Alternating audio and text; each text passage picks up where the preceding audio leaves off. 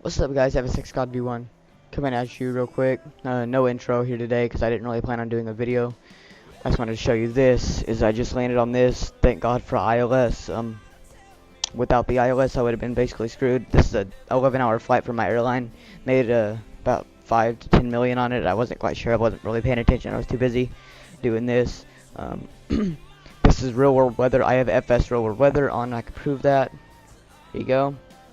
And basically, this is the real airport weather, and I'm not sure what happened here. The weather was doing fine halfway through the flight. It got a little bit cloudy. I didn't know it was this cloudy. I knew I was above the clouds, of course, but I didn't know it was like this.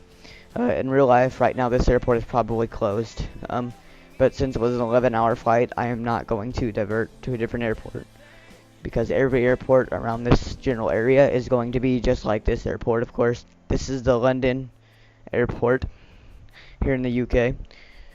I flew here from Tokyo, so about 5,000 miles, about 11 hours. It's pretty good size, but not near as big. This is a 747, and thank God for PMDG. It's 95% of the real thing, as you already know. Friend gave it to me, gave me the installer, because I wasn't gonna pay for this. This thing here's like $90. I'm not paying for this.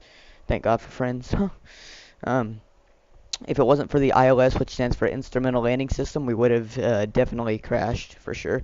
I couldn't see anything halfway through my descent to the runway. What had happened was basically ILS, Instrumental Landing System. All I have to do is hit a button over here. Sorry about that. We're still recording here. I just gotta hit this button over here called approach, the APP button. Turns on all three AP engage buttons, which triggers something called an ILS. Basically, it'll trigger the localizer. Localizer will line you up at the runway, then that triggers a glide slope. The glide slope descends you, and this was a Cat 3 runway, basically meaning that it will automatically pitch the nose in the sky whenever you get close to the runway. So it kind of landed the plane all by itself due to three important factors here.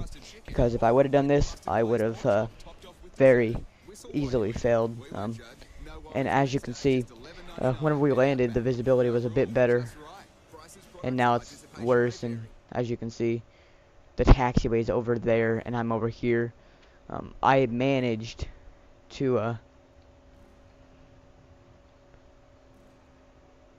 as you can see, this is basically what a diagram of the airport would look like right now, but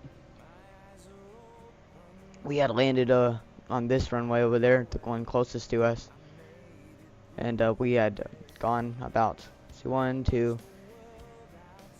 about two taxiways down the runway, so not even halfway down, not even a quarter down the runway, because I definitely was ready to stop this plane, because when we're on touchdown, as you can see, I couldn't see anything. I could see a bit of concrete on the runway, so I hit reverse thrust and braked and tried to stop as soon as possible. We taxied off and tried taxiing to the gate, and that just wasn't going to happen, so I stopped here on the taxiway because I can't see 2 feet in front of me. I had no idea where I was even going. I was just trying to get off the runway just in case any other planes decided to come in on me, which they will not, obviously, because I'm the only one stupid enough to land at this airport at this time. But I'm definitely not going to divert because of 11-hour flight.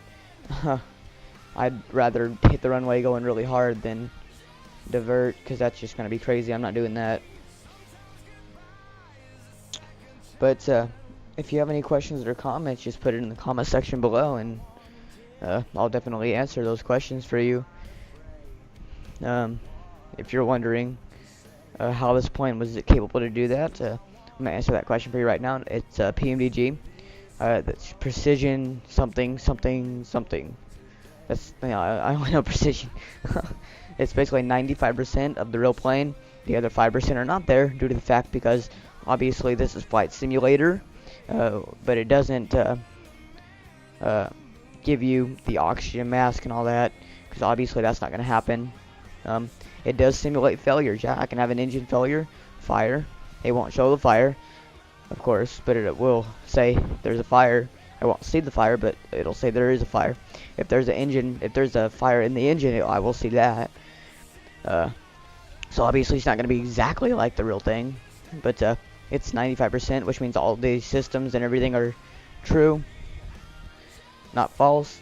The only thing difference between this and the real plane is simply just simple things, basically. Nothing that you would even notice in a real plane.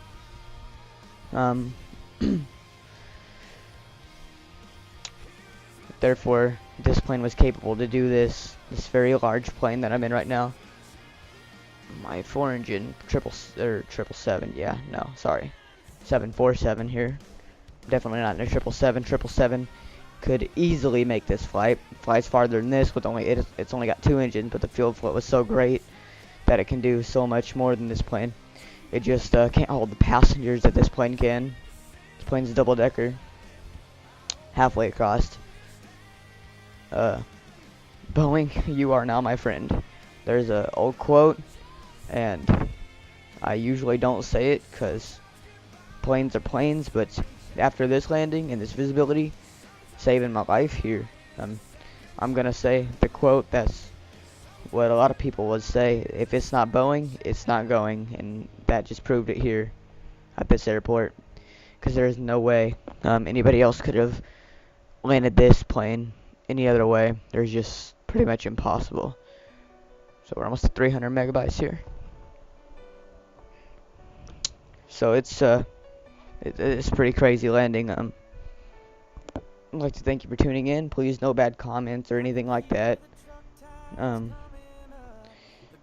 If you don't like these videos that I do, just simply don't watch them. It's that simple.